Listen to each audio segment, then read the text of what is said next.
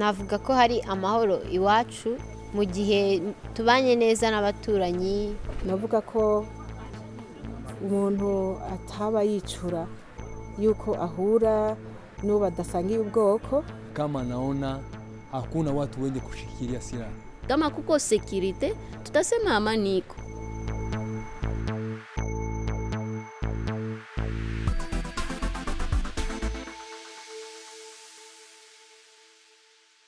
Bienvenue dans ce débat avec le Parlement régional virtuel. Le but de ce débat est de jeter un regard sur les facteurs externes et internes pouvant influencer la dynamique de paix dans la région des Grands Lacs et de dresser un cahier de charges à proposer aux décideurs de la sous-région.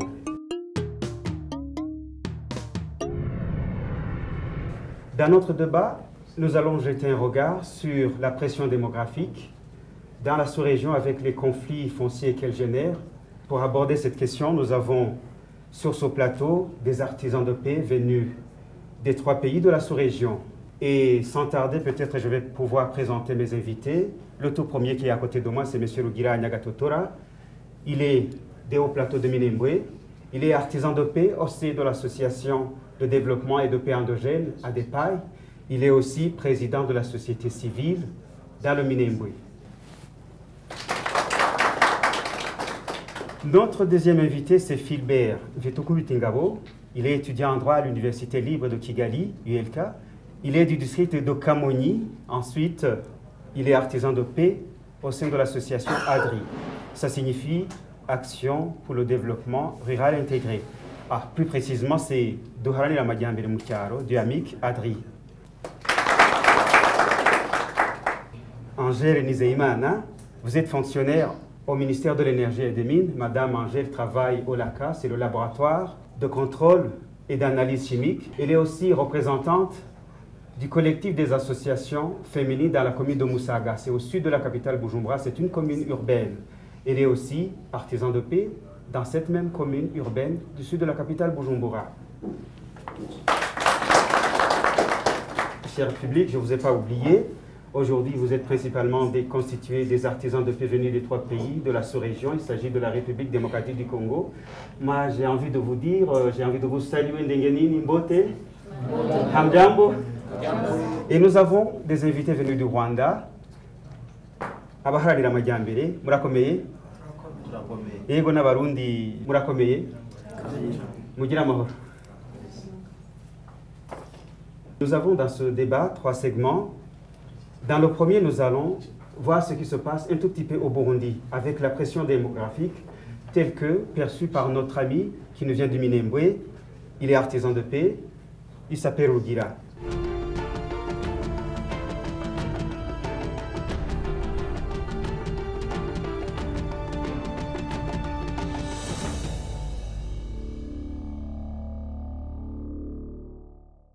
Au Burundi, 3/4 des dossiers qui sont traités dans les cours des tribunaux sont liés au conflit foncier. Avec la pression démographique, les propriétés s'amenuisent comme peau de chagrin et les conflits liés aux limites parcellaires deviennent des casse-têtes. Et il faut le dire, l'agriculture constitue la seule source de subsistance, sinon l'unique. Et là se pose la question des perspectives d'avenir au niveau local et au niveau sous-régional. Monsieur Rugira, selon vous, quelles sont les causes de cette situation? Shida au mzozo mkubwa ndani ya nchi ya Burundi ni croissance démographique. 400 habitants vivent sur 1 km². Ni kusema kwa ukweli kama watu ni wengi sana. Tumekuta kwamba Burundi kwa ukweli politiki ya planification familiale haina adapte. Ni kusema kwamba watu wanazaa kiolela na udongo ni kidogo. Juu watu wanawazia kwamba kulimite naissance ni zambi, misikilio tofauti. Ni vizuri sasa mashirika ijipe nguvu kusudi ifanye usisimuzi kwa kusisimua Warundi kusikia le bien fondé ya planification familiale. Inawezi kasaidie Warundi. Shida ingine sasa, la kisululisho tunawazia kwamba watu waingie mu politike ya peizana. Ile tukisema peizana ni watu wote wakuje, serikali iangalie nifasi nzuri ipi wakaaji Warundi wanaweza wakakae pamoja. Na ndiyo sasa kwa politike tunaangalia yenyewe kwa Rwanda itasaidia wakaaji kusudi wakubie netre social. Watapata maji, watapata moto na watapata fasi ya kulima. Kitu ingine suluhisho, watu wapate wa modernize l'agriculture. Kama hawaweke kisasa ndani ya ulimaji, utakuta mtu analima siku kwa siku, lakini hatapata hata kitu ya kusaidia watoto wake. Lakini Bwana Rugira, tukiangalia vizuri hayo ambayo unayasema, iwapo mambo hayo yote hayatofanyika, athari zinaweza kuwa athari gani? Sawa, asante. Cha kwanza, kwa ukweli mnajua kwamba kuna shida ya wakimbizi. Wamekimbia, serikali katia nguvu kusudi wale watu warudie ndani ya nchi. Na wamefika pale, mnajua politiki ya CNTB na waziri inajulikana, ile Commission Nationale de Terre et d'autres biens. Ile inahusika kuangalia wakaaji wa Burundi wapate udongo. Na wale sasa wanaotoka ndani ya ukimbizini wakifika ndani ya nchi, mu 1970 serikali ilipatia watu udongo. Na ndiyo serikali sasa leo ina ile shurti ya kupatia Warundi udongo. Ule mwenye amepatiwa na serikali leo watasema si utoke uende wapi. Na ule mwenye wameleta eti kuja tukupatie udongo, naye akifike pale hatapata udongo. Shida matokeo mabaya yenyewe atatokea pale. Tutujue kama ule mwenye kwa ndani ya nyumba ndiye atatoka aende ukimbizini, au ule mwenye amekuwa amerudi ndani ya nchi ndiye atarudia ukimbizini. Jinsi sasa tunaongea kwa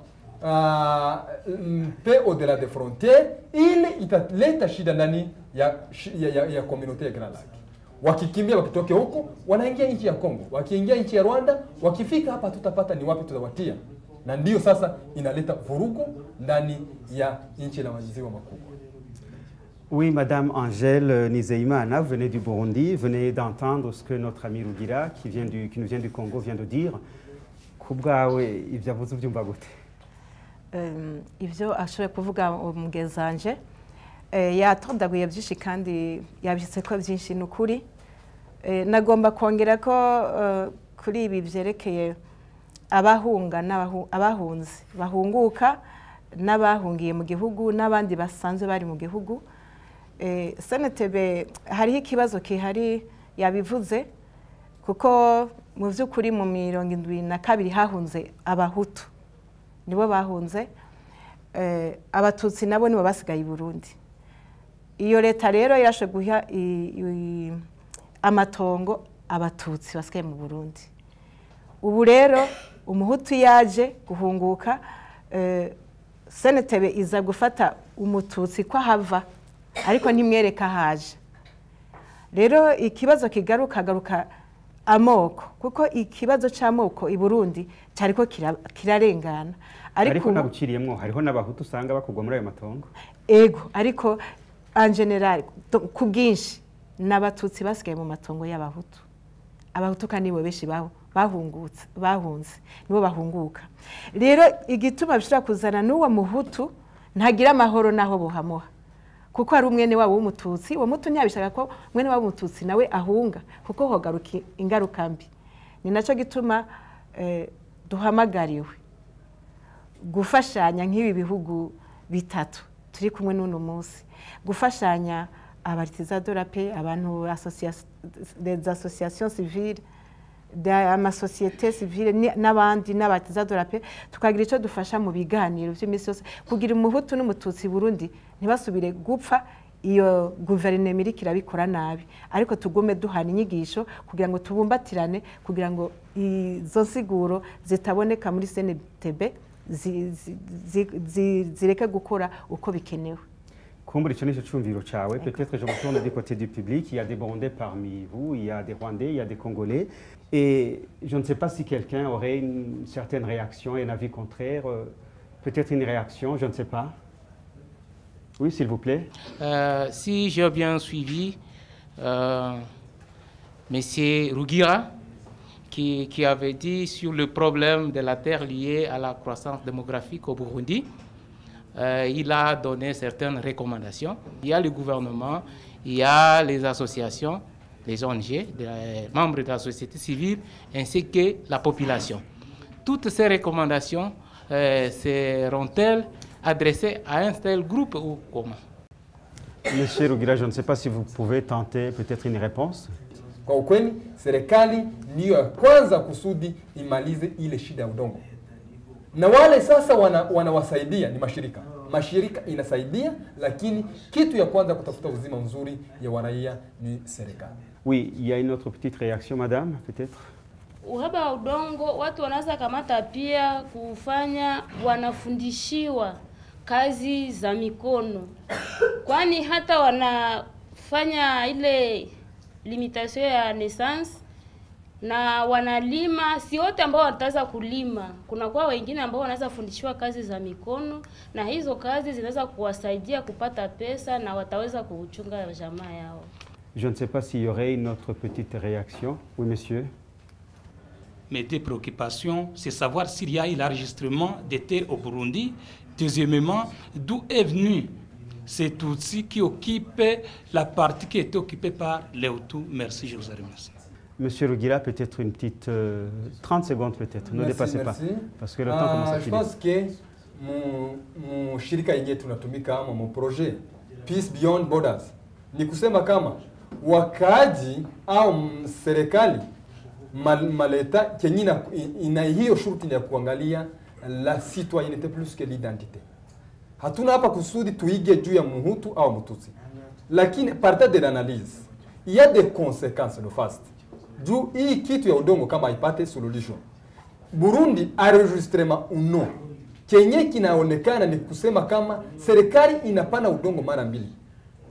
Tunasema 1972 serikali ipatia watu udongo, na leo sasa ndio serikali inarudia tena inaenda kupatia watu udongo. Wewe umepatiwa udongo na leo tena wanakuambia sasa toka tuingize mtu mwingine.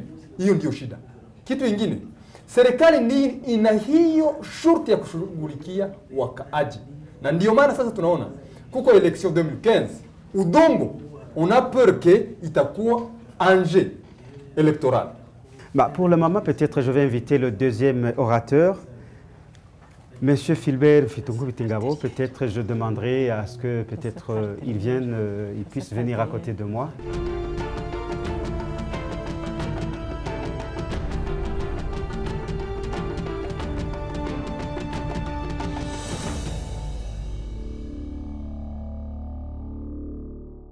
Oui, en République démocratique du Congo, et plus précisément dans les territoires de Fizi et Uvira, voisins du Burundi, il y a des inégalités de répartition des terres. 70% de la population se retrouve dans un état de locataire, alors que, nous le savons, la terre, comme au Burundi, est la seule et peut-être l'unique source de subsistance. Les conflits liés aux limites parcellaires parfois se règlent à la machette. Philbert, peut-être avant d'en arriver là-bas, selon vous, pourquoi est-ce que la population a tendance à recourir à la force? Ni kubera iki abantu usanga ari imvururu, usanga ari ingwano, wibaza ko ari kubera iki?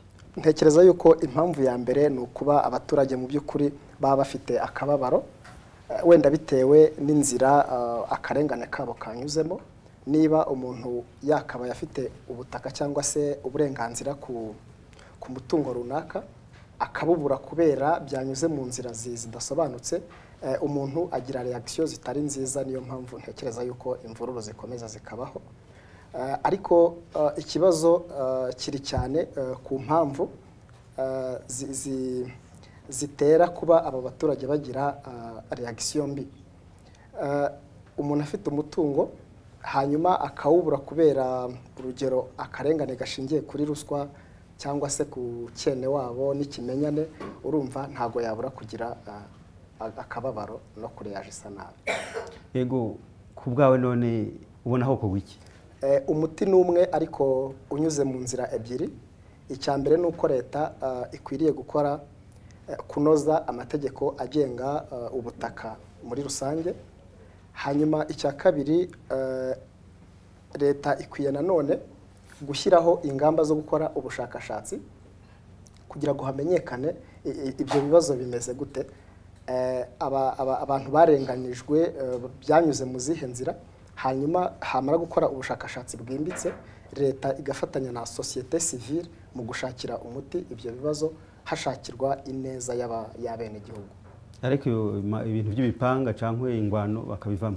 ahangaha nakongeraho yuko abaturage nabo bakwiriye kumenya neza yuko ari abenegihugu abakongomani ni isano ikomeye cyane bahuriyeho, kandi umuhoro ntabwo ushobora gukemura ikibazo, ahubwo nabo ubwabo bashobora kwicara bakaganira bakanariza ibibazo byabo.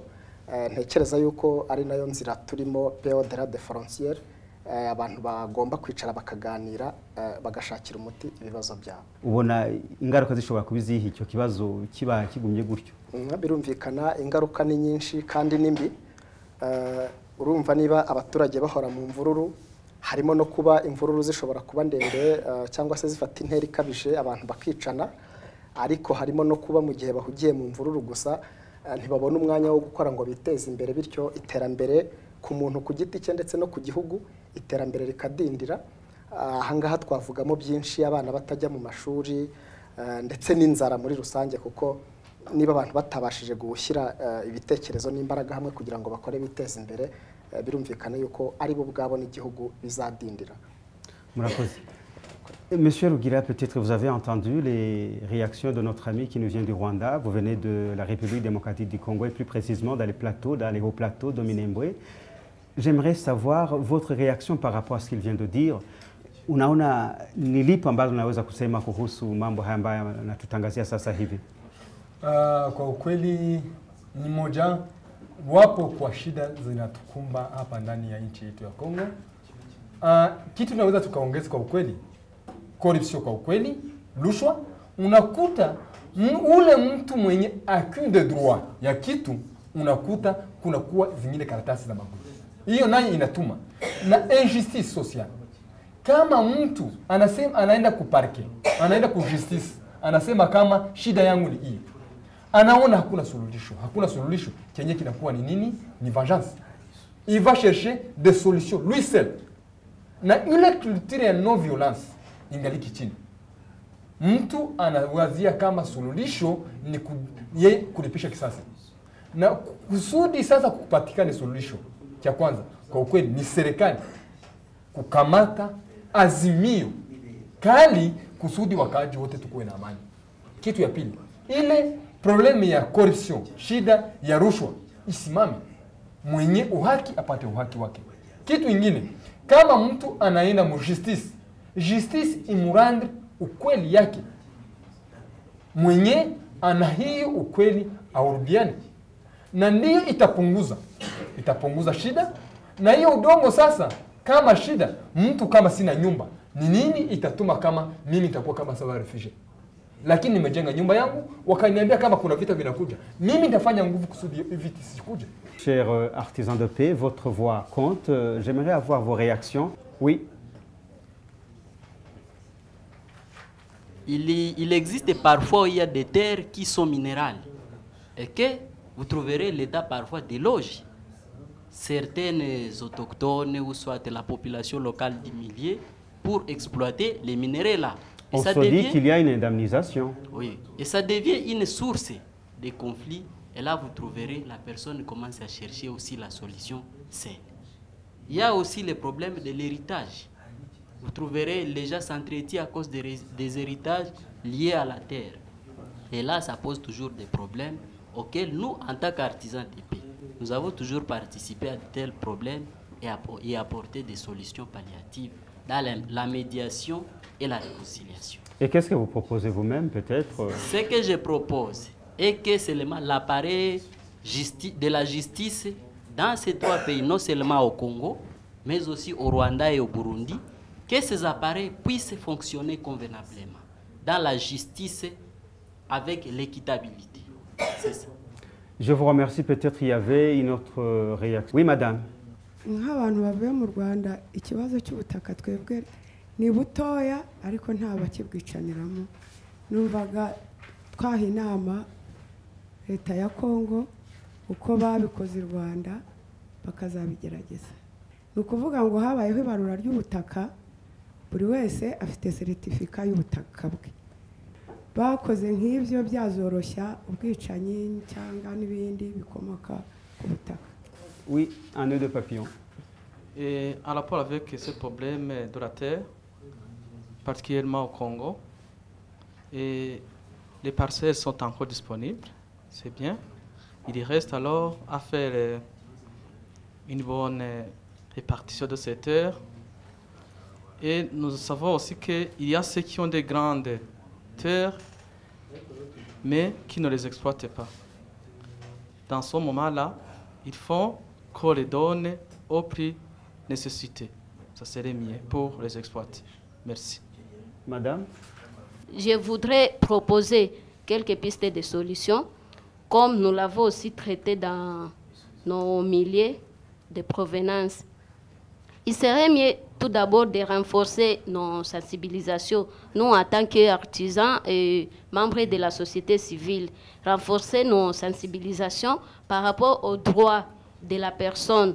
Si tu es femme, tu ne dois pas hériter dans votre famille. C'est toujours problème de terre, mais aussi que les agents qui sont concernés par rapport au sol et sous-sol sachent que chacun a un droit d'hériter le sol ou la terre.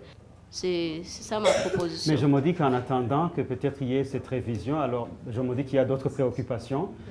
Entre-temps, les gens règlent l'affaire à la machette, c'est les machettes qui sortent, et je ne sais pas s'il y a une autre petite réaction, s'il y a un avis contraire. Oui, peut-être nous pouvons... Apparemment, nous avons oublié un autre aspect lié au conflit terrien et que les populations locales sont à la recherche des terres arables, donc des terres qui peuvent être cultivées. Pendant 10 ans, 5 ans, je cultive la même terre, il n'y aura pas suffisamment de la fertilité. Je suis obligé de me déplacer, aller dans un autre endroit. Et de par nos coutumes, la terre ne se vend pas. Il y a des gens qui viennent et qui essaient un peu de donner de l'argent aux chefs coutumiers. Supposons aussi, ces chefs coutumiers-là aussi n'ont pas une certaine légitimité. Alors ça crée des grands problèmes lorsque je vais retourner dans mon milieu où je laissais ma terre avec le temps qui va devenir fertile. Je rencontre cette terre-là occupée. Je vais chercher à me venger parce que je suis d'abord incriminé par cette idéologie coutumière que la terre ne se vend pas.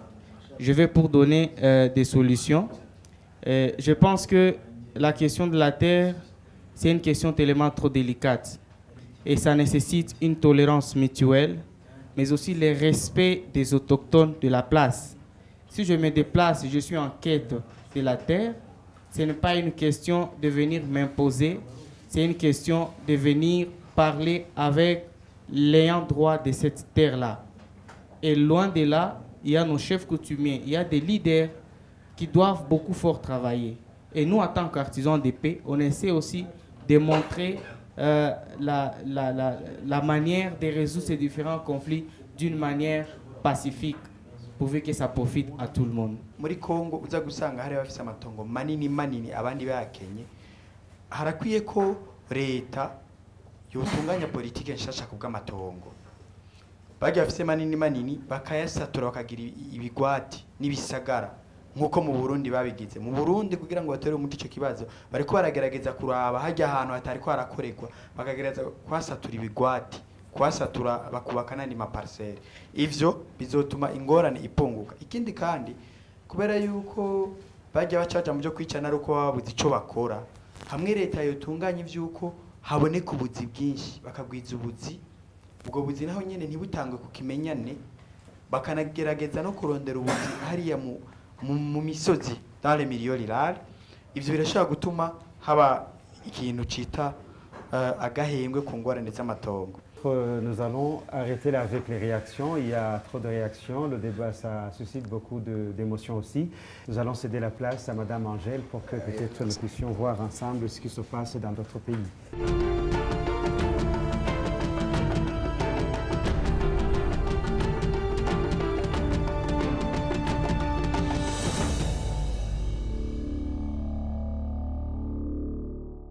Bienvenue dans ce troisième segment et voyons ce qui se passe un tout petit peu au Rwanda, qui fait face à la pression démographique tout comme au Burundi.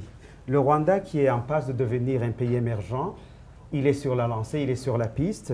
Et là, toutes les mesures ne sont pas les bienvenues chez tous les citoyens parce qu'il y a, je dirais, des mécontents. L'on peut se poser la question de savoir si il n'y a pas risque d'accroissement du nombre de mécontents si les choses continuaient à être comme ça. Qu'est-ce qui se passerait au niveau local et au niveau sous-régional? Au Rwanda, les bonnes terres sont utilisées pour des infrastructures de développement et les citoyens expropriés sont loin d'être contents. Madame Angèle, vous venez du Burundi. À quel problème l'État rwandais répond-il par ces mesures? Mwibaza yuko leta y'u Rwanda iyo nzira ibifashe kumbura ishobora gufasha? Ego, iyo nzira u Rwanda rwashoboye gufata nibaza ko ari inzira y'ukuri kandi y'akarorero. Ko u Rwanda kugira ngo bashobore kubera bafise isi ntoya ni kibazo duhurira ko nk'abarundi bafise nabo ubutaka buto niko bavuga ubutaka. Rero u Rwanda rwarafashe politike ko barize bararaba bati dufise abaturage bakeneye kuronka aho baba ariko kandi bakeneye kubaho bagafungura. Ubwo rero baca bafata bati reka tubashire mu midugudu niko bavyita nibigwate ariko barabyize neza barabati aha bari bakwiye kuharima kwabaronka ibyo bafungura bagaburira abana baronke amagara meza. Baca barondera ahandi bubaka imidugudu ariko naho barabyize cyane baravuga bati tubashira ahantu bashaka kuronka amazi, amatara, amabarabara, amashure, ibitaro. Kumbura aho bari kurima naho bahaba vyakumbire vyogoranye kuronka ivyo bindi bikenewe kandi abantu bari hamwe. Ubwo rero barasohoka bakagenda kurima hama bagatahuka n'indya bagafungura. Ariko rero sino canemeza gose ngo ivyo bica bizana amahoro.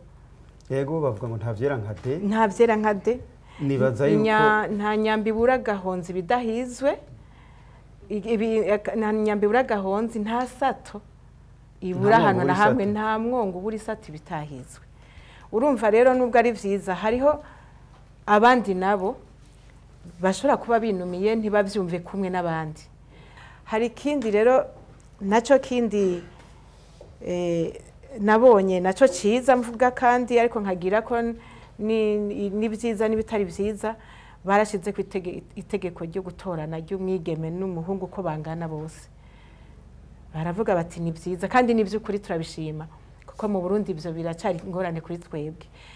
Barabikora itegeko ririho ariko hari umunyagihugu atanabizi atazi yuko afise itegeko rimwega rimugaburira ivyo nk'umwigeme n'umuhungu musaza we avyibereho yarabimenye ariko akaranga umico jende umuhungu sindabiva ko ntitugabura bimeze uko nyene akanata akanka kandi itegeko arizi hari n'undi atababizi nkacangira ngo kumwe twavuze nyene ngo ntivyera byose ni hahandi babaritiza ndiko ngira ko kuvyo shoboka ni hahandi babaritiza dope bakwiye kwigisha abanyagihugu amategeko agenga ingo n'imiryango agenga imibano kugira ngo bamenye yuko ivyo bihari umukobwa bimenye ingene agenda kubisaba n'umuhungu amenye ko ari itegeko nejo bundi ntarirenge kumbure azokumva buke bukabone ko uwo mukobwa nawe ari mwene wabo bavukana kandi bangana.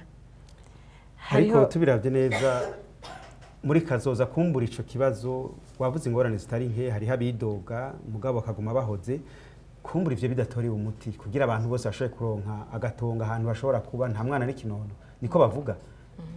Ubona nibibandanje gutyo abidoga bakaguma bagwira ntimubona yuko bishobora gutera ingorane mu Rwanda no mu karere kose? Ego nico gituma nariko ndavuga nti ntitwovuga ngo birera neza ngo tuce dutekereza nk'ababivyi b'amahoro tukwiye kukibandaniza kugira kidasubira inyuma kuko bafise intambwe ntibasubira inyuma ko basubira inyuma basubira kuba inyuma y'abandi haza amatati atarukiye ku matongo hakaba n'ubwicanyi bashaka bukagaruka. Ariko rero kubera ababivyi bari kubabandanya gutyo babiba amahoro basaba bigisha abaturage amategeko wo bivamwo. Rero ndavuga nti mu Rwanda ico bagiye gukora ubu urumva bitwa ko bamerewe neza ko ivyo cyarakemutse ko babereka aho baba gutyo. Ubu rero barakwiye kwiga ingene barondera ubuzi nabwo bwo gukora kuko ubwo butaka ni ubwo zobatunga ngo barimye ko raberetse imidugudu barondera ikene boronka ibikorwa bituma baronka generatrice de revenu barondere mu mashiraho ingene bashiraho ingene baronka ubuzi kandi bakora, ingene bashobora gukora ibikorwa bizana kubaho ko umuntu atarinze kurima gusa, kuko ivyo navyo byatuma batera imbere. Ikindi naco mbona bashobora gukora kuri amaze kugera hiyo nuko boza baratandukira hirya no hino. Bashobora gusanga biri ngaho hafi ku ikomini mugasanga kandi ntariko baramenya n'inkuru. Bakunda kuvuga ngo mucendajuru ahantu kure mu Cankuzo, nabo bashobora kuba bafise ahantu mucendajuru nk'aho usanga bavuga ngo baragize bimeze neza babonye mu gisagara canke mu ruhande rumwe, ntibabenye bikazogarukana ingaruka mbi z'abuzukuru bazoza bavuga ati mwe mwaremeye ibi none tuzoca tubaho gute. Je mbona bakwiye kurondera development, donc gutera imbere bakoresheje ubundi buhinga, kurondera za association bakarondera ama microfinance, bagasaba ama credit kugira ngo batere imbere. Bari wabivuze ndagushimiye. Oui, je me tourne du côté de Philbert, vous venez du Rwanda. Que dites-vous de l'analyse de Madame Angèle Nizeyimana? Kumbure sinzi ivyo yavuze ubivuga kwiki? Ngira ngo arakoze cyane. Angèle yagerageje kubivuga byose, kandi uko yabivuze ntekereza yuko ari byo. Gusa nagira ngo nibutse yuko hari ingorane. Kubaka iterambere ni inzira ndende, donc c'est un processus. Inzira ndende rero ntishobora kuburamo ingorane nto na nto, ariko ntekereza yuko leta y'u Rwanda irimo irafata ingamba zo kugerageza gukemura utwo tubazo. Hanyuma inama zose yagiye avuga zikwiriye gukora, ntekereza yuko mwumva amaradiyo, u Rwanda rurimo rurafata ingamba nyinshi kandi zihagije zo kugira ngo abaturage babashe kwiteza imbere batarebeye gusa ku buhinzi, kuko tubizi neza ko ikibazo cy'ubutaka. Yego, kumbura ivyo na Angèle yari yabivuze. Peut-être je me tourne du côté de vous, les artisans de paix. Je l'ai dit, votre voix compte. Il y aurait peut-être une analyse, un avis contraire. U Rwanda nico kimwe n'u Burundi, kandi ibibazo byagiye birashikira u Rwanda n'u Burundi bwarabishikiye mu bijanye n'intambara zijanye n'amoko. Turuba ko bandikishije amatongo, mugabo twagomba batubwire politiki bafise kuboba nk'abanyarwanda bo barahunze u Rwanda rwabo, kuko ejo bashobora kugarukana bakavuga ati aha natwe harahacu kandi turahafitiye impapuro twarandikishije. Twagomba batubwire mbega bafise politiki nyabaki babateguriye iki kuri abo. Murakoze. Philbert, est-ce que vous pouvez répondre à cette question? Je ne suis pas d'accord. Parce que si on comprend comment c'est un développement du Rwanda, quand Kamata, pas tout va, mais qu'on a mal, il y a mingi, tu vas pas de yulu, va boucher ma parcelle, et que la population ingine va les fukuza, parce que je ne comprends pas, parce que 100 personnes, 200, va fukuza, va toucher, par une partie, va fukuza, partie des termes fulani, va tout pays indien, et qu'une société, moi, elle est terri, ah, il y a beurre, qui chimique et parle, yanzi, tengeneza, ma beurre, ah, il produit ma ziwa. Et ça, il y a des populations. Est-ce qu'il y a des maziwa? Est-ce qu'il y a des franga à cause de maziwa? Mais dis-moi, bale benye bakona lima pale balima viazi, balima chou, balima matungulu, balima poireau, ils vont profiter kila mtu. Ça ina quelle société osema non shito na kama chimique baju tutia yako leteri. Est-ce que la mtu ndo anakunya maziwa? Est-ce que la mtu ndo anaweza pata makuta kuza beurre? Vraiment, iko développement. Moi je crois que c'est une question ya kusema kuonea bamoya na kuprivilégier wengine. Vraiment que le Rwanda yangalie mzuri vraiment qu'est-ce qu'il faut y faire tuer les populations ingine tafukuza. Oui, je ne sais pas ce que Philbert, peut-être notre ami qui nous vient du Rwanda, pourrait donner comme réponse. Oui. Nagira ngo nsubize mugenzi wanjye umurundi ubajije ikibazo cy'ibigendanye n'ababa barahunze. Ntekereza yuko mu gihe cyo kwandika ubutaka leta y'u Rwanda yari yarashyizeho politike yo kugerageza gucyura impunzi z'abanyarwanda zose ziri mu bihugu duturanye. Byabaye inzira igoye, ariko kugeza ubu impunzi nyinshi zashoboye gutaha, kandi politike yo gusaranganya ubutaka hageragezwa kureba aho bari batuye kuba kibihibuka. Akihibuka rero basubizwa mu butaka, basubizwa umutungo wabo, ubutaka bwabo. Hanyuma abatakihibuka ko hari abagaruka bamaze igihe kinini hanze bakaba batakihibuka, leta ishyiraho ingamba zo kubatuza hanyuze muri gahunda yo gusaranganya ubutaka. Ntekereza yuko ari peut-être un autre orateur, peut-être aussi pouvait donner le micro. Nubwo u Rwanda rwashyizeho gahunda yo kugira ngo buri munyarwanda wese aba afite ahantu he, hari n'ahandi hitirirwa aha leta, swat hagashyirwamo hagaterwa amashyamba cyangwa se hakaba hari ahantu hari reserve ku buryo abo bantu iyo baje bakibagirwa aho babaga, leta ntabwo ifata umuntu ati twari dufite wari ufite ubutaka wenda kilometero kare wenda 7 reka tugabanyirizeho ugire 3, ahubwo ifata hamwe muri hahandi hitwa ha leta, akaba ariho hatuzwa wa muntu uvuye hanze atazi aho yabaga mbere. Murakoze. Ego, kumbure duhe ijambo undi muntu, peut-être on va passer la parole à monsieur. Murakoze. Mu by'ukuri ntawe leta yirukana ngo imwirukane umusambu ye nta kintu muhaye. Kugira ngo uve mu sambu yawe nuko baguha inguranwa amafaranga ahwanye n'agaciro k'ahantu waruri, ukahava ukajya nawe gushaka ahandi babanje kuguha amafaranga. Naho ubundi ntawe birukana ngo agende nta kintu bamuhaye. Murakoze. Oui, peut-être kusudi mambo iwe vizuri. Je, mliweza kukusanyisha maraia wote mkawauliza kwamba wanashirikiana au wanakubaliana na jambo hilo? Hilo ni swala la kwanza. La pili, je, kama kweli mlifanya hivyo, kuna jibu ambayo Aprodis anamaliza kusimulia kwamba mliwapatia maendamization. Je, maendamization ilisababisha watu wasiwe na ugomvi au na kanongo katika mioyo yao? Kwa nini nasema hivyo? Ni kwa sababu nikiangalia katika nchi yetu ya Burundi, kuna mahali ambapo walitaka kujenga presidency, ni Kasenyi.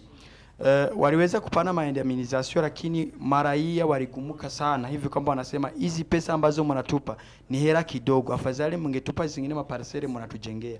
Sawa, na mweye endapo tatizo kama hilo litatukia, mmejiandaaje kusudi muweze kujibu na kurahisisha mambo ili kusije kuwa vurugu na vita katika nchi ya Rwanda? Kwani vita endapo itatokea katika Rwanda, watu wataweza kutoka kwenu Rwanda watakimbilia Kongo kutafuta nafasi ya kuishi au wakimbilie Burundi. Sio kama italeta vurugu na ile njia ya kujenga amani ambayo tulikuwa tukiyafuatilia kwa ukaribu iweze kuharibika. Pengine tumeshaelewa unayoyasema. Je ne sais pas si je pourrais passer le micro, peut-être si vous avez un avis contraire ou bien si vous avez une réponse. Ni byo koko ntabwo twavuga ko mu Rwanda ari byiza 100%. Hashobora kuboneka ikibazo cy'abantu batishimiye yenda izo nguranwa, ariko abafite uburenganzira bwo kuba yajya mu rukiko akaburana, yatsindwa leta ikamuriha, leta yatsindwa ikariha umuturage yatsindwa, nuko nyine ubwo hakurikizwa ibyemezo by'urukiko. Na ubundi ubwo burenganzira ababufite rwose. Hapo sasa tunakuwa na ingine mashaka kama mimi mwenye kuuliza swala. Hivi kweli mbona ni serikali ndio yenye kuhukumu? Hivi utashinda? Siamini kama utashinda. Pengine nayo ni maoni yako. Ego mufaso nisinzi ko duha nawe ijambo, twoguha ijambo kumbure ugashobora kugira intuzo gushikiriza ibyo wimvira. Icyo nashaka kunganiraho nuko mu Rwanda dufite itegeko rya expropriation.